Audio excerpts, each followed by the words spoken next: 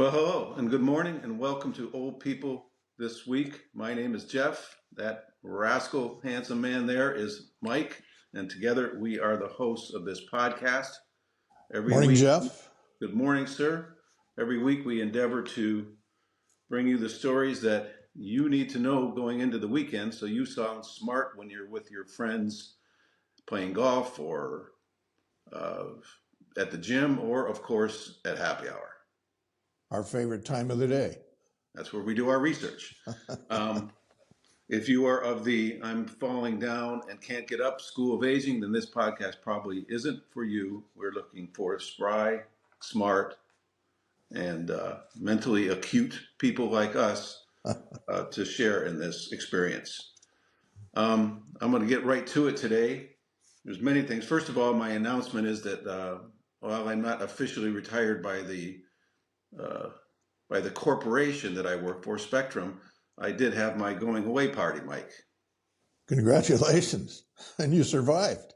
I survived it, though I had to survive a sort of a goofy reel they made that to humiliate me in front of the people at the party. And it was also, I noticed that all my gifts were of one type. I got about 8 bottles of Hendrick's gin, of which this is one, because clearly that's what they thought of me as. The perfect gift for them is gin.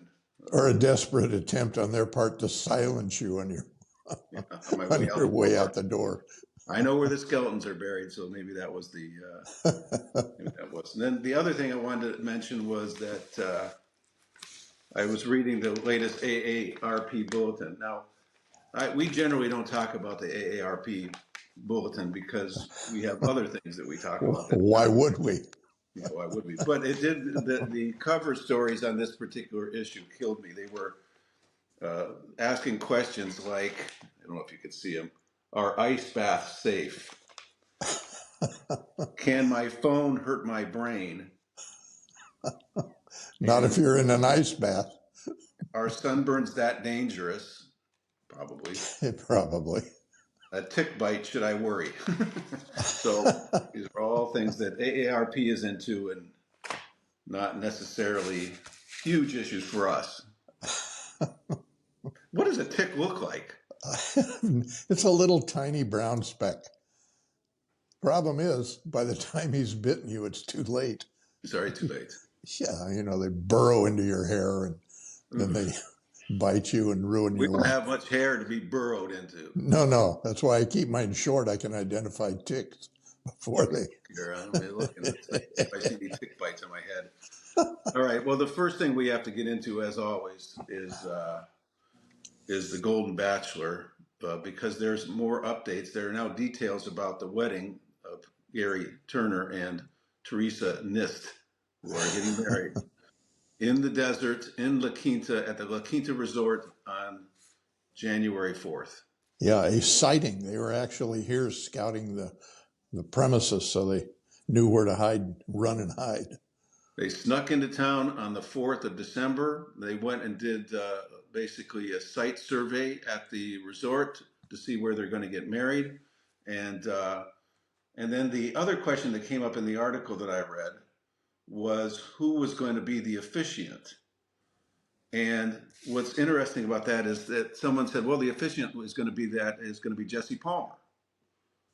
And the host, yeah. The host. And he's on so many TV shows and has so many talents. I don't doubt that he's an ordained minister as well.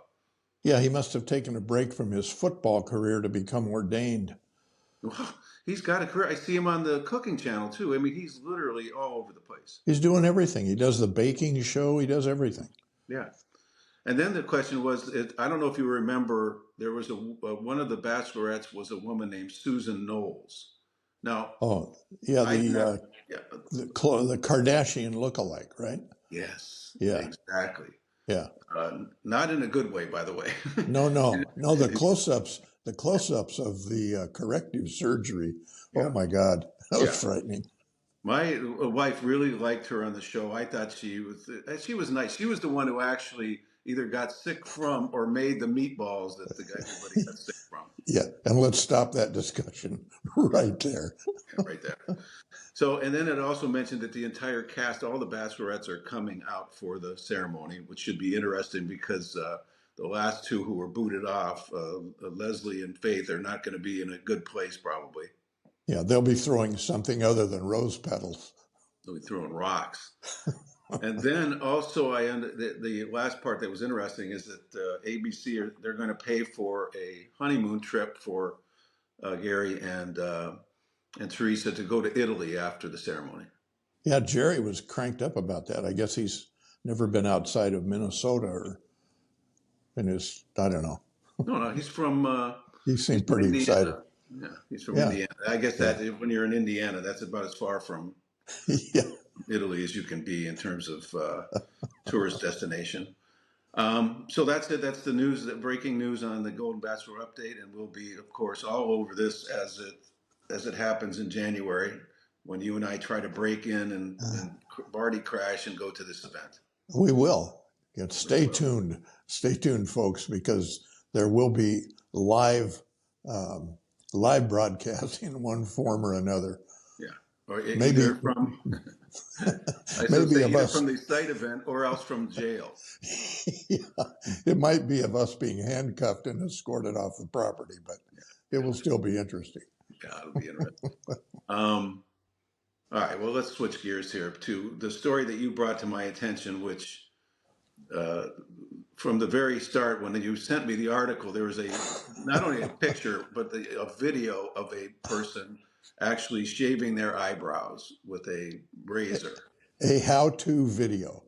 So tell me about this eyebrow shaving. Give our listeners and viewers a peek into that new hip trend. Well, the only reason it even sparked my interest at all is because I'm cursed with eyebrows that grow about 1/4 of an inch a day.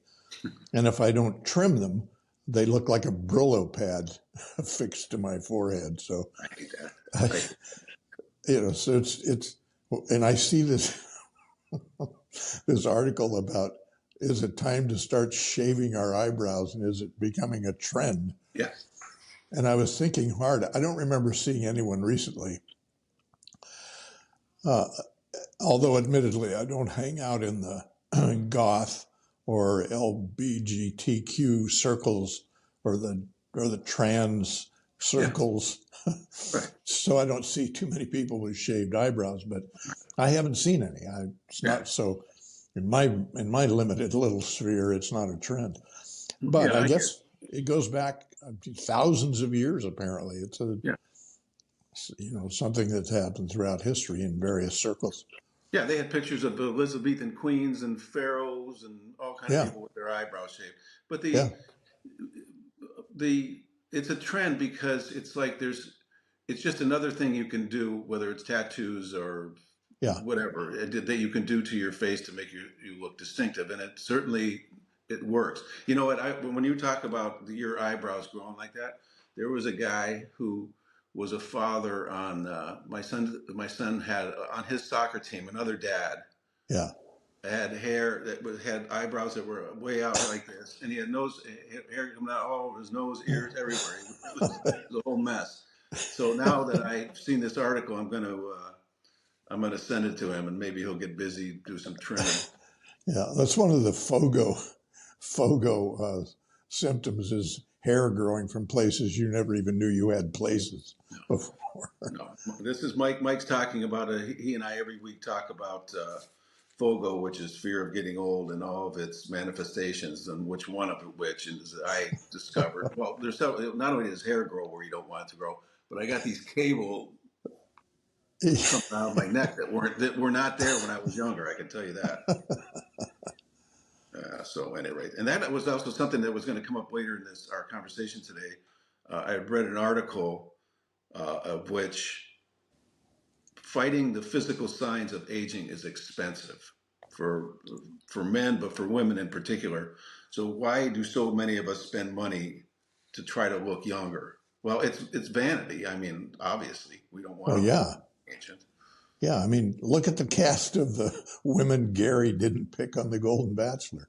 I mean, that camera, when it panned that group that night on the final night, I mean, my goodness, the plastic surgeons of America must have had a celebratory meeting after that broadcast.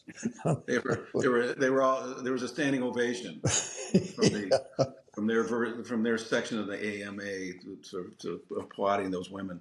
But yeah, we spend a lot of money on it. It's kind of ridiculous. I'm sort of old school. I don't really do too much. I let my barber do a lot of the trimming work.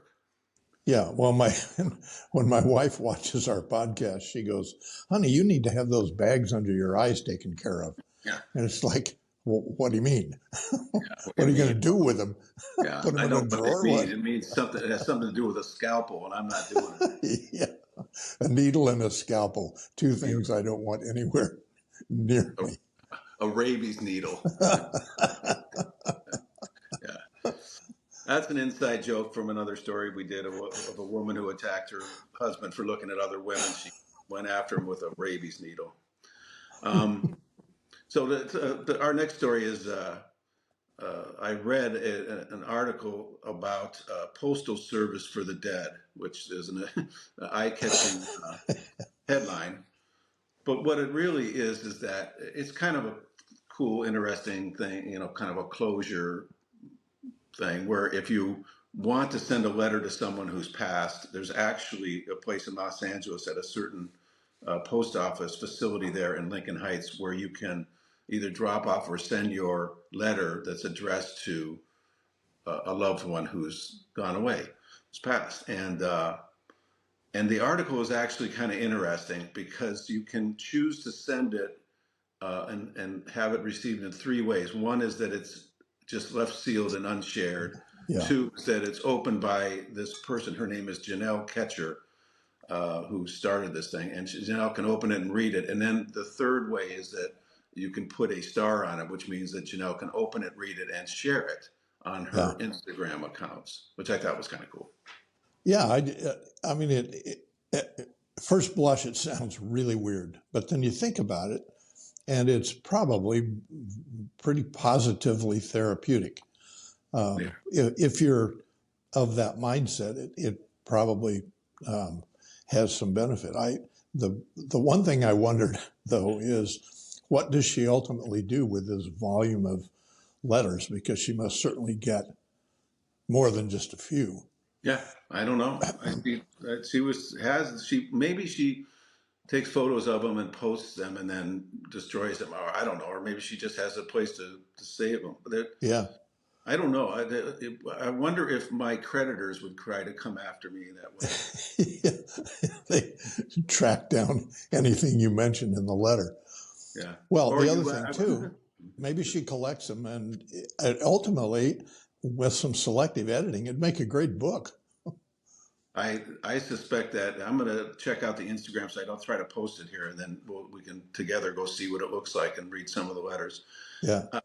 I think that now that it's becoming more famous, now she'll probably start getting goofy letters and kind of. So she'll have to decide or I would try to think who I'd write a letter to. I'd write a letter to my mom, but my mom, if she answered back, she'd probably bitch at me about something. Yeah. I don't want to know. I don't want to set up any kind of communication. Yeah. She'd ask you who your barber is. Yeah. She'd go, boy, you got old. Yeah. Well, the one thing in that article that I thought was interesting, though, was the reference to the person who utilizes food in the role of grieving. And I think she had a podcast or a website called Mortician in the Kitchen. Oh, really? And I'm thinking, no, please no. Yeah, we got to look that up. I'm going to look that up and check that out. That sounds funny. Yeah, check it out. It's in the article, and it's Mortician in the Kitchen. Huh. Yeah, that's pretty wild. All these things that we get into about dying are interesting, anyways. Of course, our human. What was the name of our human what? Our human composting. Composting. Yeah.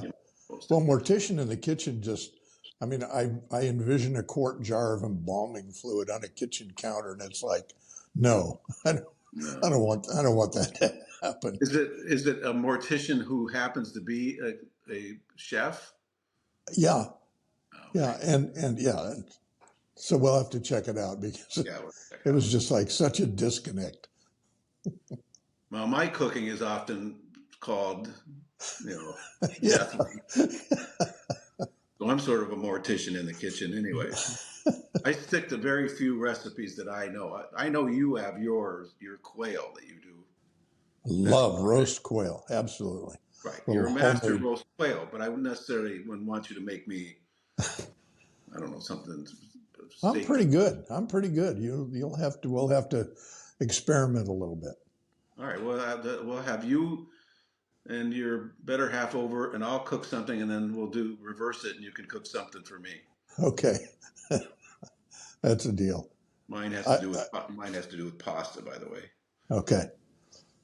Um, Speaking of food, as you know, we like to. I find these stories that, well, this one is a true sort of comeuppance story, or you know, poetic justice kind of story. There was a woman in Ohio, and some few months ago, she goes into a Chipotle's, which is a fast food Mexican place, Yeah, orders a bowl. And the bowls you can get there, I've gotten them there before. They're like rice, beans. You can they're put great. Yeah, your choice of meat, and yeah, and they're good. I like yeah, Chipotle. yeah. They're especially good for a hangover, by the way. I wouldn't know. So this woman goes into there, and for whatever reason, got pissed off at the what they served her at this. She got the bowl. She looks at the bowl, and it offends her for some reason. So instead of just taking it and eating it or even throwing it away, she does what you do not do in the year 2023 because everybody's got a camera. Yeah. She in turn takes the Chipotle bowl and flings it back at the poor girl. I mean, it's like a 16-year-old girl who had waited on her, had handed her the bowl, and probably Oh didn't even man. make it. Was just handing it to her, Yeah. accepting payment, and she pitches it back into her face and starts screaming at her. And they call the cops. They arrest her. Good. Her name is Rosemary Hain, and she's 39 years old. And she was sentenced, I'm sorry, to 180 days in jail in late November after a video of her hurling the food at the employee went viral. Well, This, you have to wonder what kind of an arrogant, entitled ass would do something like that. yeah, I mean, there's one thing I just a line in the sand for me is anyone who's rude to or abuses people who work in restaurants or food service. yeah, yeah. It I just, know. I'm the same way. It's partially because I've done it in my past. I yeah, know how hard it is at work. yeah, I was a I was a host at a sit down place in Hollywood Boulevard, and it was and you talk about you were like it was like the thin blue line between the street people and the customers, and it was hard, and yeah. it's a terrible job, but It's thankless work, and it's just, they get paid nothing, and very little respect at all. yeah, And then to have something like that, it crosses so many lines. yeah. I mean, yeah. You don't want to get a Chipotle bowl thrown in your face. No, no. So after the judge, this is in Parma, Ohio, which I happen to know was a suburb of Cleveland. The judge, his name was Timothy Gilligan, suspended 90 of those days of the 180 days, and gave Hain an interesting option for the remainder of the 90-day sentence. She could spend 60 fewer days in jail if she spent those 2 months working at a fast food restaurant for 20 hours a week. Great. So she would have to work for 2 months or 8 weeks at 20 hours a week, so 160 hours at a restaurant herself, as sort of as an option for her sentence. And I read later she did I it. love it. Yeah, the judge gave her time to find a restaurant, and then that's what she chose to do. Wow. So Yeah, she must not have had a job, yeah, so she could take that time to do it. yeah, Good for the judge, and good for her for having the stones to accept the offer, and hopefully she learned something from it. Yeah, hopefully she's worked at a Chipotle and then somebody doesn't, Yeah, you know, throw the food back at her. chuck a cheeseburger at her. Like a cheeseburger. We could have. Yeah, Well, that would be the poetic justice if that happened. yeah, It probably wouldn't happen, but at least you'd get a lesson out of it. yeah. All right. Well, that's almost the last story I wanted to tell you about, but there is one more thing that came up with. They, meaning some guy online, decided to decided to rank all of the Campbell's soups from the worst tasting to the best. Is this someone who had too much time on his hands, perhaps?